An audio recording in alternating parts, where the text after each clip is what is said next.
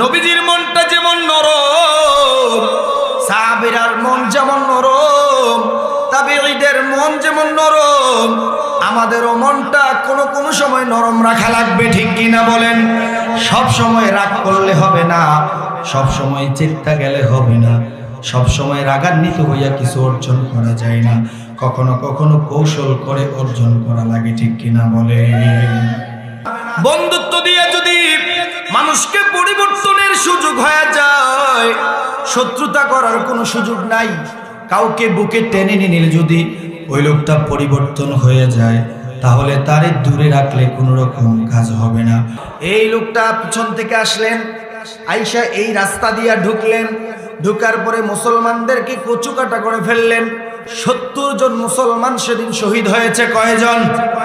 কথা কয় না, কয়জন? এখানে আমার নবীর চাচা আমির হামজাও ছিল।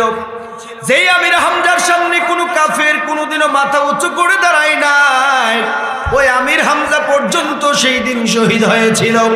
আমির হামজা রাদিয়াল্লাহু তাআলা আনহু সহ 70 জন সাহাবী যখন শাহাদাত বরণ করলেন, মোটামুটি বিপর্যস্ত হয়ে গেল।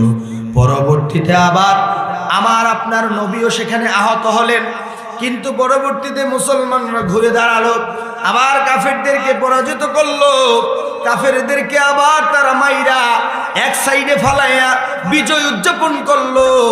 এজন্য এই আয়াত নাজিল হওয়ার পরে এর আগে আমার নবীজি ওই গিরিপথে যে সাহাবীরা তীর নিয়ে দাঁড়ায় ছিল, বলছিল বিজয় হইল লড়বা না, পরাজয় হইল নড়বা না, কিন্তু তারা নড়ে যাওয়ার কারণে আমার নবীজি তাদের উপরে একটু রাগ হইলেন। সুবহানাল্লাহ।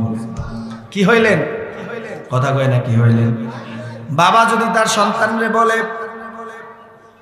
এই মূল্যবান একটা জিনিস রেখে গেলাম, তুমি একটু পাহারা দাও, কিন্তু সে চলে যাওয়ার পরে যদি এটা চুরি হয়ে যায়, বাবা একটু ধমক দেয় না? কথা কয় না, দেয় না? তো আমার নবীজির মনটা খারাপ হয়ে গেল, আমার নবীজি রাগ করলেন। রাগ করার পরে নবীজি তাদের সঙ্গে কথা বলেন না। তারপরে আমার আল্লাহ এই আয়াত নাজিল করে জানায় দিলেন, ফাবিমা রাহমাতিন মিনাল্লাহি লিনতা লাহুম। ও নবী, আমার মায়ার কারণে, দয়ার কারণে আমি আল্লাহ তাআলা আপনার মনটাকে নরম করে বানাইলাম।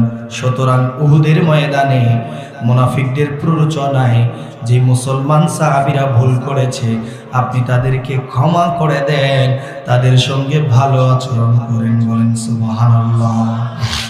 তাহলে 1 নম্বর শিক্ষা হলো নবীজির মনটাকে আল্লাহ নরম করে বানাইছেন। এখন আমরা যারা নবীর উম্মত আছি,